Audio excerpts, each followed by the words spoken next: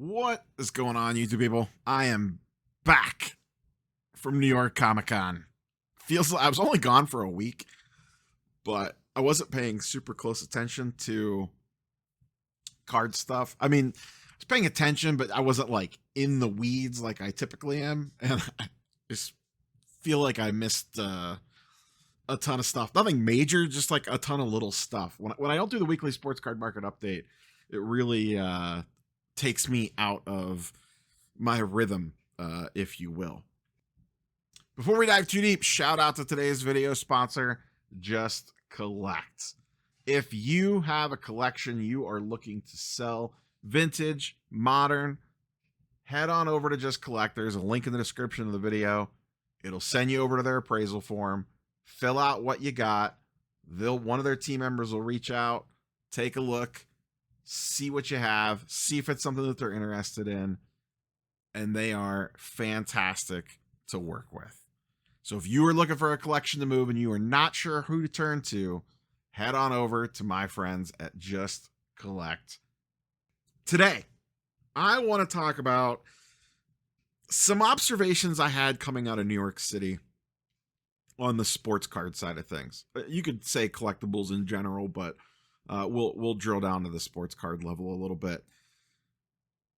It really does feel like we are getting ready to head into, if we haven't already, I think we're actually already there, in a little bit of a corporate takeover for, just to say what I'm feeling.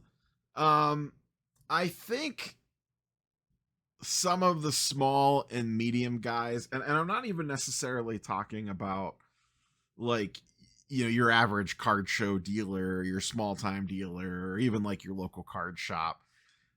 I almost am more worried about the folks kind of in the middle that are a little bit established, but not the top of the food chain, might get either gobbled up or passed by.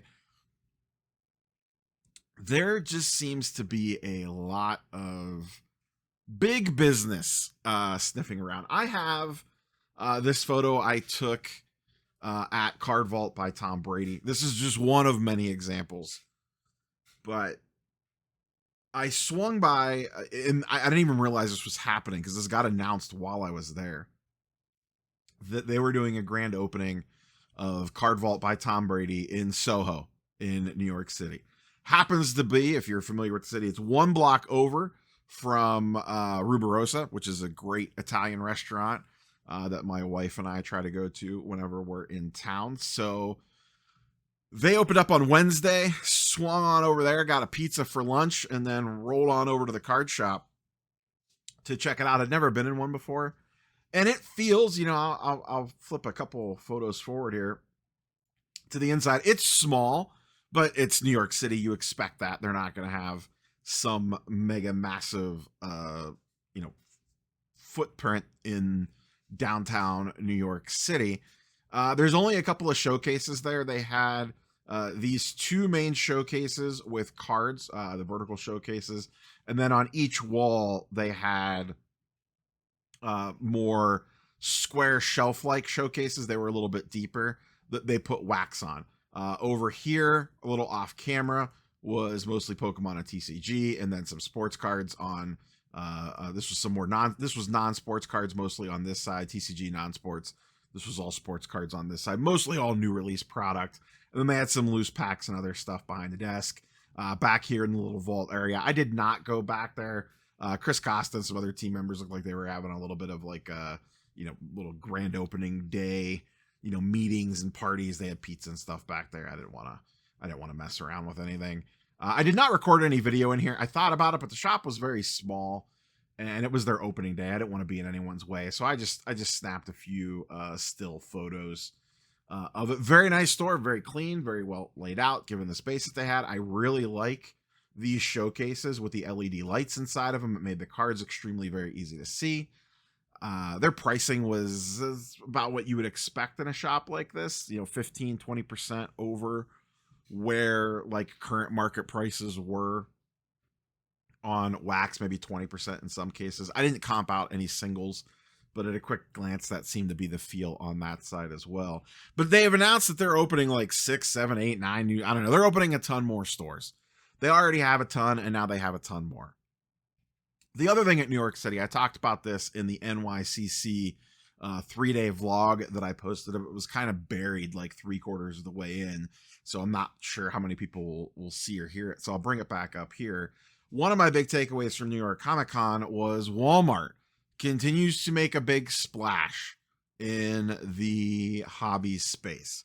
At New York Comic Con, they were specifically focused in on comic books as they announced a deal with Shortbox. They have, if you're not familiar with Shortbox, it's an online marketplace, pretty well respected, that sells comics both raw and slabbed. And essentially what they're doing is anything listed on Shortbox's website, the way that I understand it, is being cross-listed to Walmart's collectible website, whatever they have going on over there. But there was a big push for Walmart Live. They have also been making a big push in the sports card space as well. So these big entities with a lot of money behind them continue to splash around and make waves, and that is gonna come at the cost of somebody.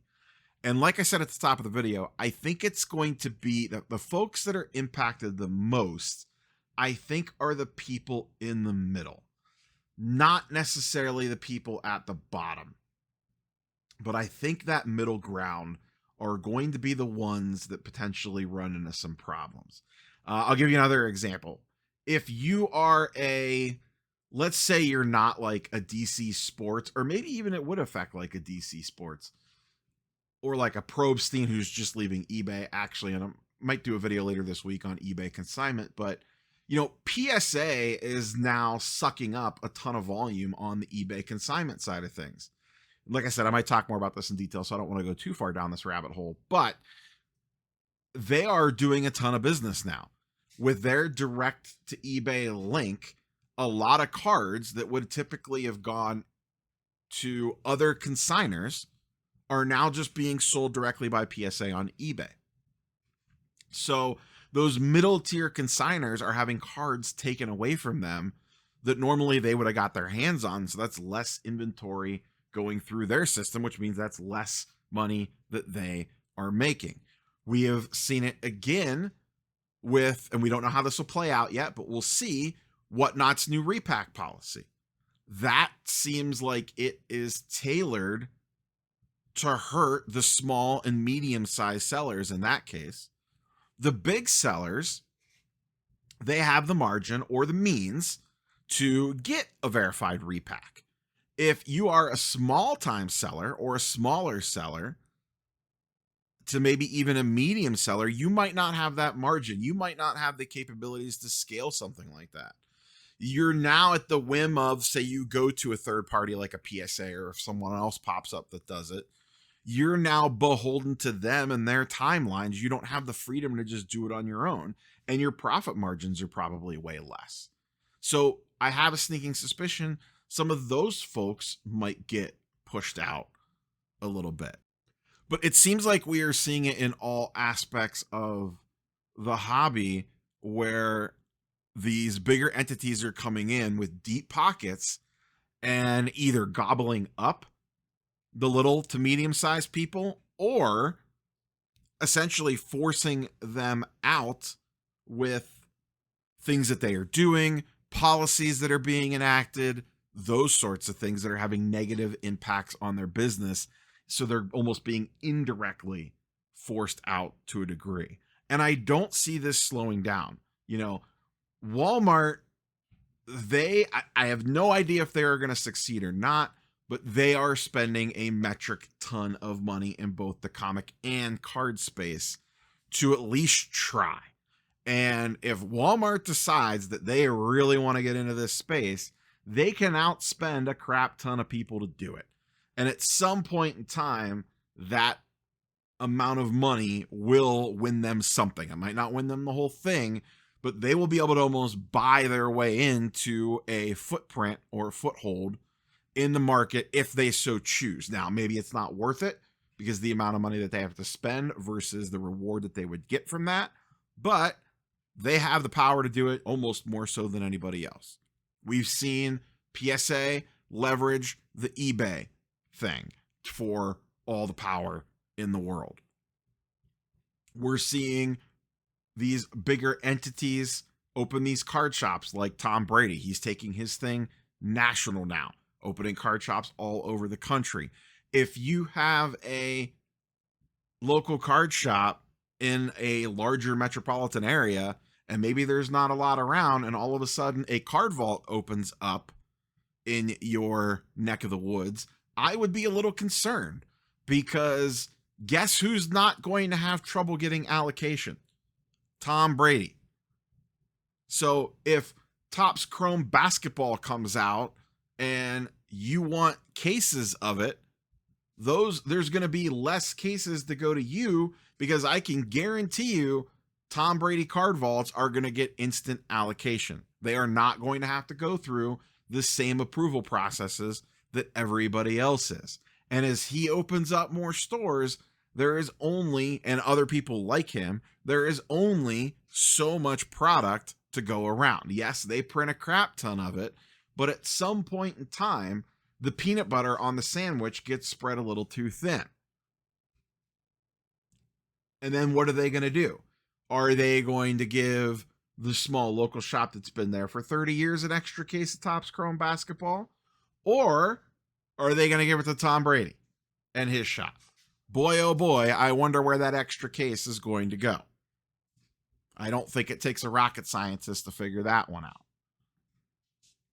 But I think we are at the early stages of this mega power kind of corporate takeover, if you will, phase that we have kind of now entered.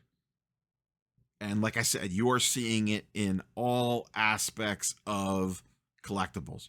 I mentioned PSA earlier. We didn't even talk about, part of PSA buying out SGC. There was a lot of reasons for that, but at its bare bones, they eliminated competition or brought the competition in-house to either steal pieces and parts from it, remove them from the chessboard, stop someone else from getting it, whatever the case might be.